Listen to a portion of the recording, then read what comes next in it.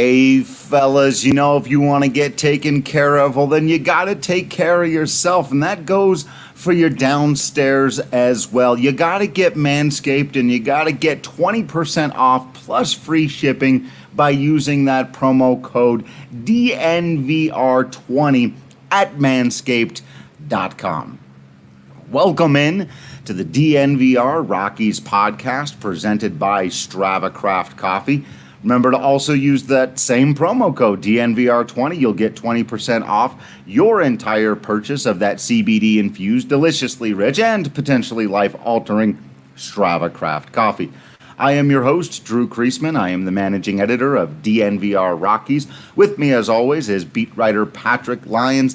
And we have got to discuss a 10-7 loss at the hands of the Houston Astros, culminating a 4-game sweep by that club of your Colorado Rockies. I'm sorry, a 10-8 loss. That's right.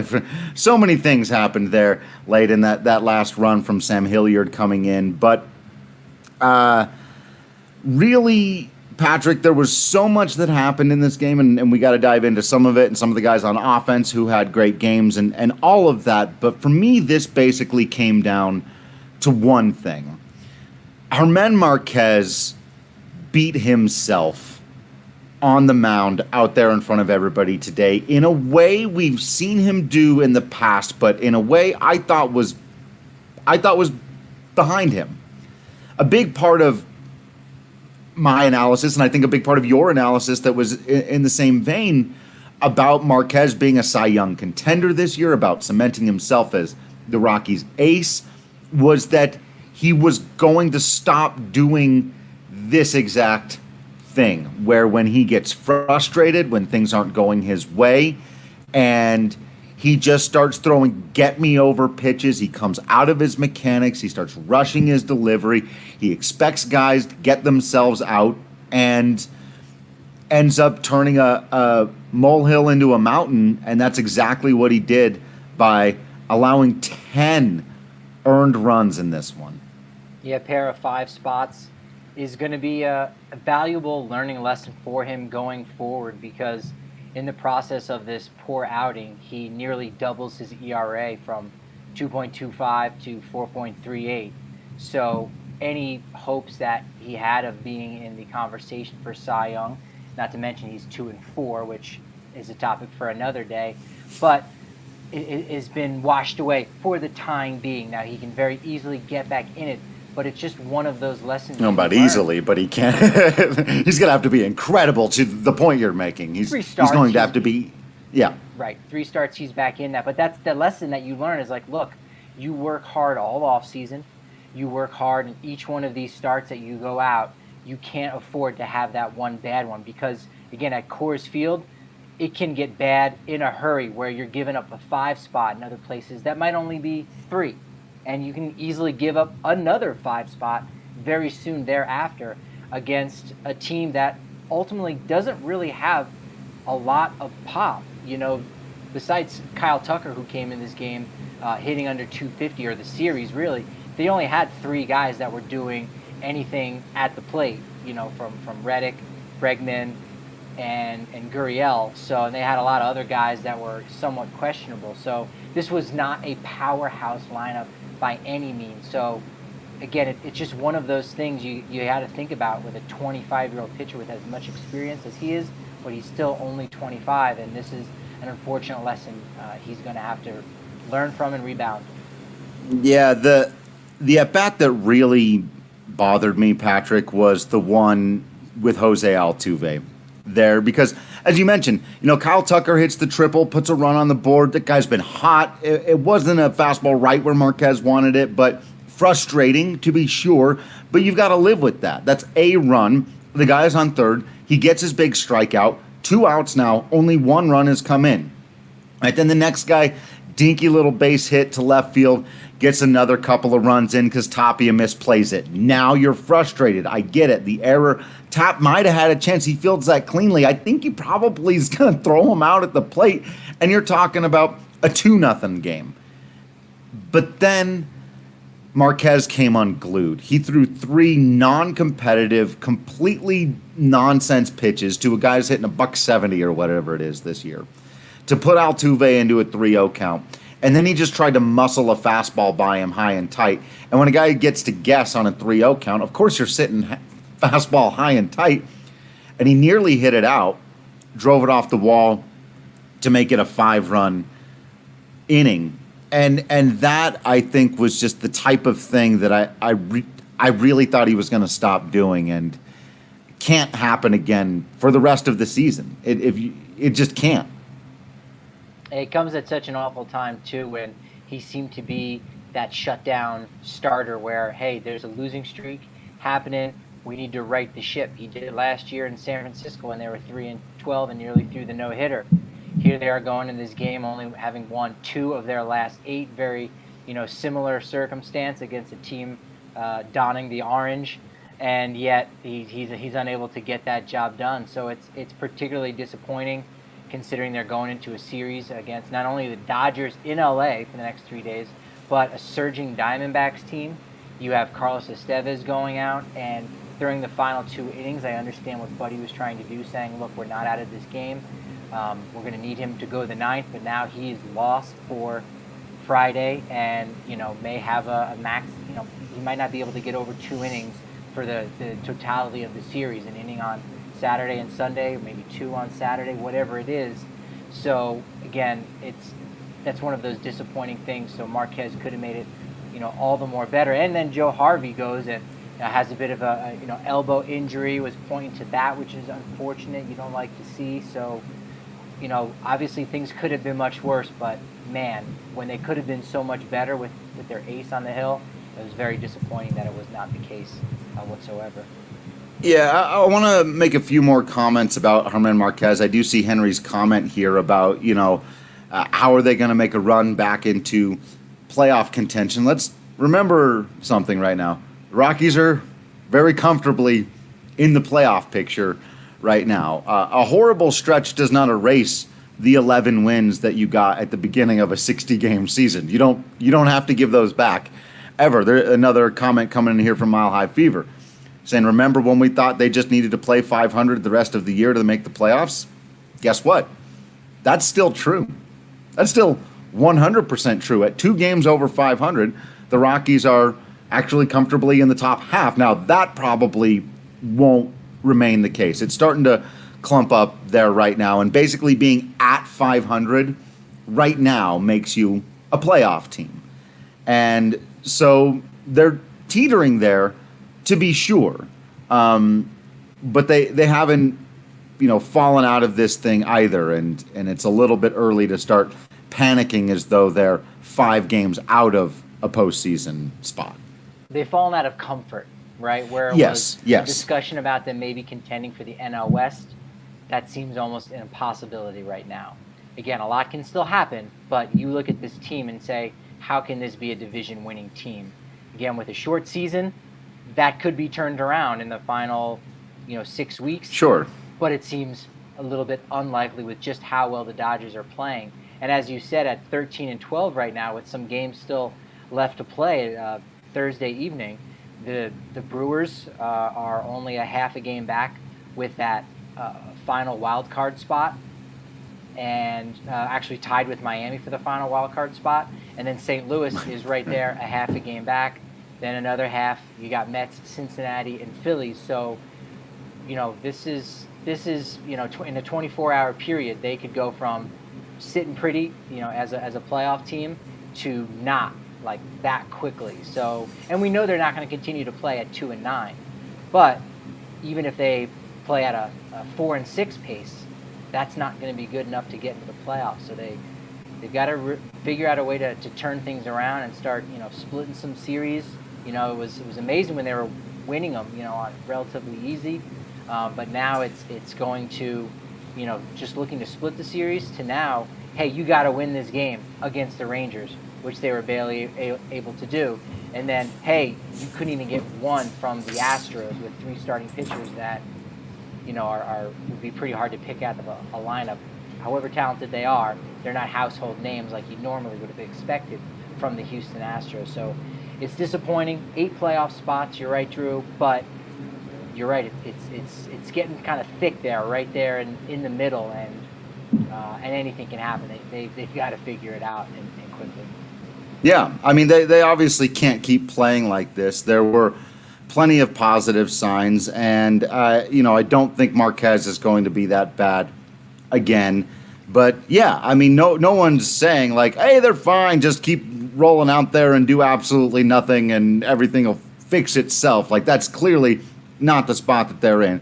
But they can, if they can get back to playing 500 ball, then yes, they can be right there in the playoffs, and any kind of fun and interesting things can happen just based on matchups once you get there. And I think that they'll be a little bit better than that. Again, I've cited the starting pitching throughout most of this, and I don't think what we saw from Marquez today is the new normal for him by any means. It was awful. And I will say, there was one last point I wanted to make on that before we talk about the good signs on the offense.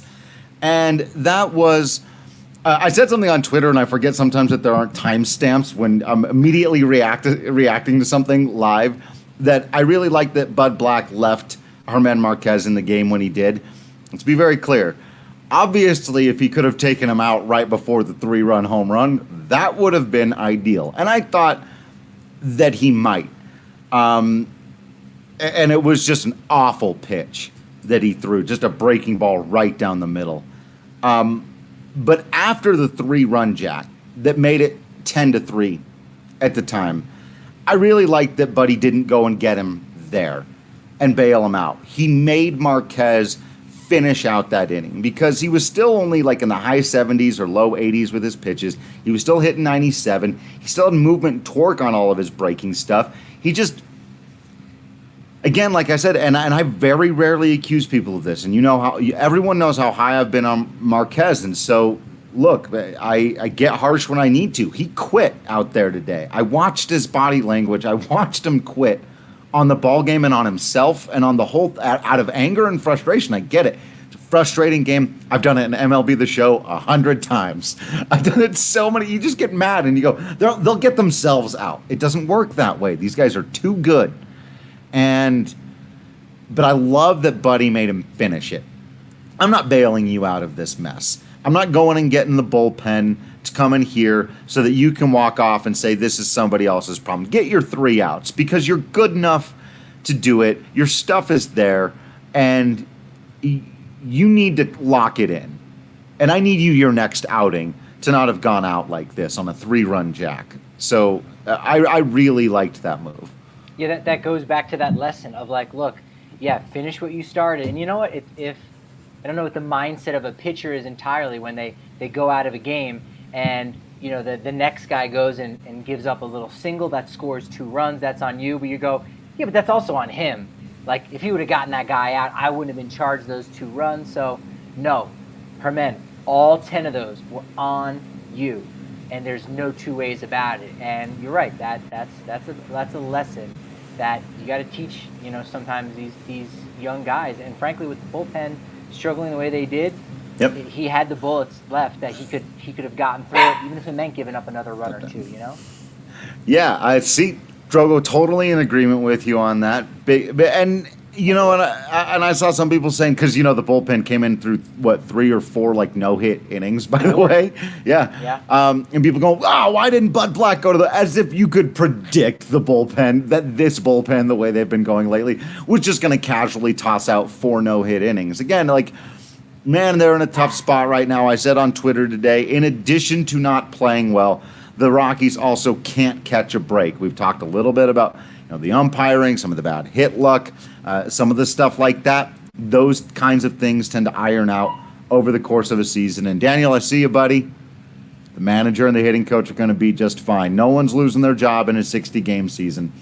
It's just not a pragmatic thing to do to suggest that there's any particular specific thing that a coach could do to make sure that all of the offense is clicking at the same time, or that the manager is going to know how to pull all of the right strings in a baseball season that's literally never been seen before. So no, I don't think we're going to see, except for maybe in some franchises where the writing had been on the wall long ago, just across baseball, too many people lose their jobs. It's too weird of a season to be reaching conclusions about anything. No, precisely right, because they've had a great plan of attack in the early going with getting those pitch counts up for the most part. They haven't done it every single game. Obviously, that game against Texas with Kyle Gibson on the hill, but That's frustrating. But it's really it's been on the hitters to get the job done late in the game. We've seen it far too many times. The other team's bullpen come in and just completely shut down the offense. They're just not, executing. Nolan's at the middle of that, unfortunately. And again, he got a home run today and a double. So, you like to see him, break out of that a little bit. But it's just, the players aren't entirely executing the way they need to, or in the timely fashion in which they need to be executing. The clutchiness just hasn't been there since early on, the first 2 weeks of the season, which now feels like, the beginning of the season, quote unquote. In April, really, we're only talking about 2 weeks ago. Yeah, and even part of me with the way the offense responded, they got the tying run to the plate several times there late, and you thought, okay, all they need here, even if it was just, a little base hit here or there, they're going to get a couple of runs, and it, like you said, it just didn't go for them. I do think over the course of the rest of the season, some of those will, and that's why they'll remain in the thick of it. I know it really, really hurts right now to be a Rockies fan, but let's talk about the positive things. Let's talk, Patrick, first about our draft king of the game, Ryan McMahon. There was actually, and I was sort of thinking about this. I was like, man, who do you even give draft king of the game to in this total stuff show of a nonsense crap-ass baseball game? And then I was looking up and down the lineup at all these hard-hit balls, and Raimel Tapia getting on base 5 times, and Nolan Arenado with the home run and the double, and Sam Hilliard with his first 4-hit game of his career. But Ryan McMahon with the two-run jacks and a pair of walks, a really good game for him offensively.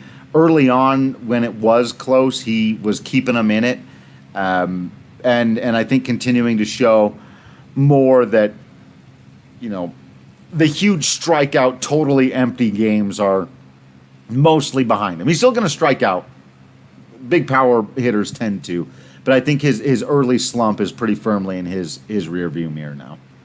Yeah, he entered this game actually 0 for 11 against Houston. So that was obviously disappointing with the 4 strikeouts. But, yeah, came back with a vengeance there with a pair of 2-run home runs. The only problem was they needed 3 2-run home runs. I think they might have even mentioned that on Twitter, which was sharp. One short. And on point. But you're right. There were a lot of key standouts that you could make the case for either of them. But when you hit 2 long balls like that, obviously that puts you head and shoulders above the rest. So hopefully he's snapping out of this funk a little bit. You'll deal with those strikeouts if he's hitting the home runs. Of course, you hope Story's not going the other way. He's unfortunately with a 1 for 6 game today. 2 for 18 in the series. Still batting just a little bit under 300. But again, he went a little bit quiet when they needed to him, unfortunately. Yeah, key moments too, yeah. And hopefully they both can get back on the same page at the same time. And you could be looking at 2 or 3 victories in Los Angeles. But it's been hard to get all those guys clicking at the exact same time. And I think that's been part of the issue, but a lot of silver linings on the offense at the plate today. Yeah, like with anything else in baseball, they're either in a terrible spot and their momentum and rhythm is all bad and it's the worst place you want to be in going to LA, or they're due. They're due to all start clicking and saying, Kenneth, I'll do it. I'll make it happen. I will go totally clean shaven. Full on. No beard, no top.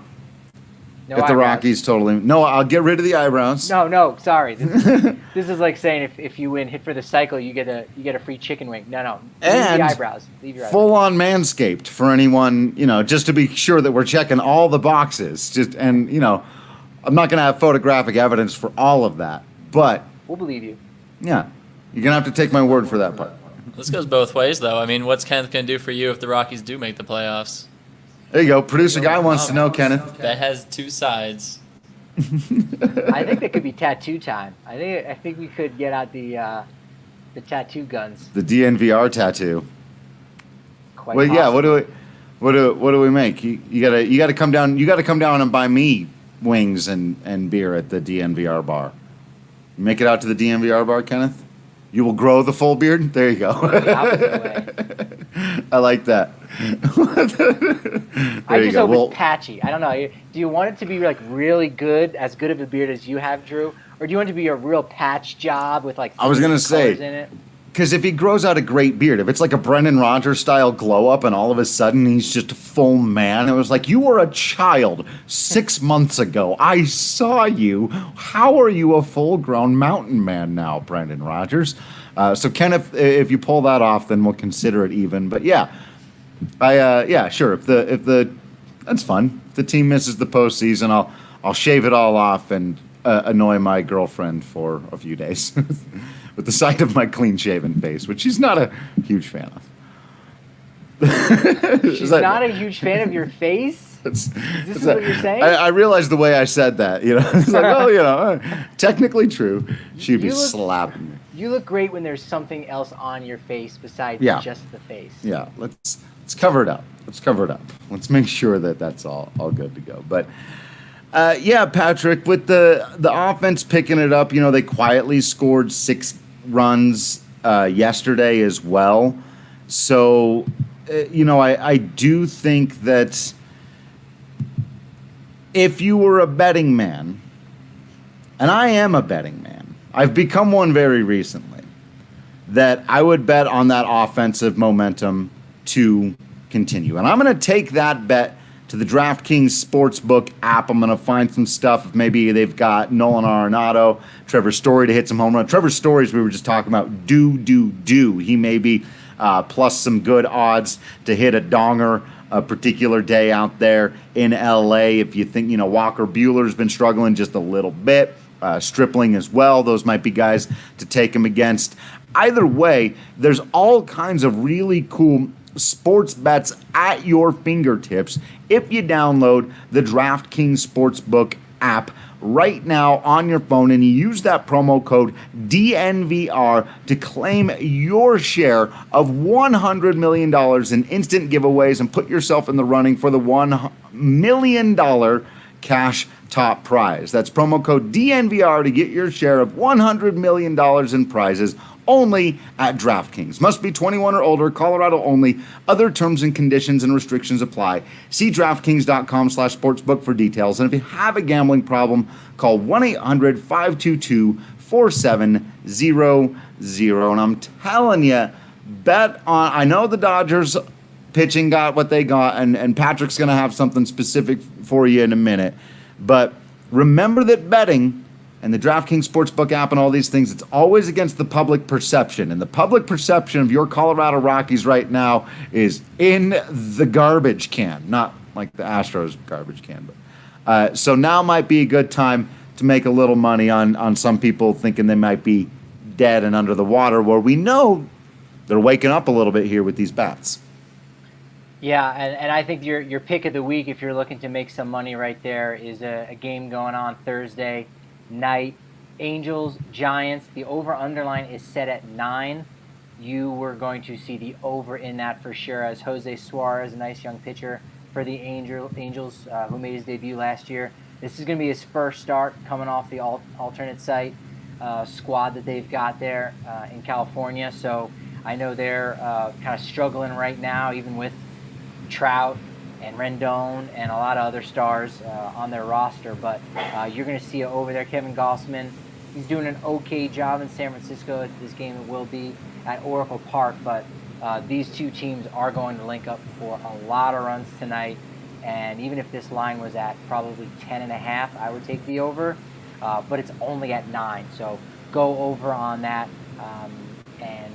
It's minus 109 right there, so you're gonna win some money. That one looks real good tonight. That's a great pick. All right, Patrick. You know what the worst news of the week actually was? What's that? Drunk History got canceled. Really? Yeah. On Comedy Central, but I wonder if it can still exist. Well, right, because it existed before, right? Because it was a Funny or Die thing, right? And it was sort of on YouTube.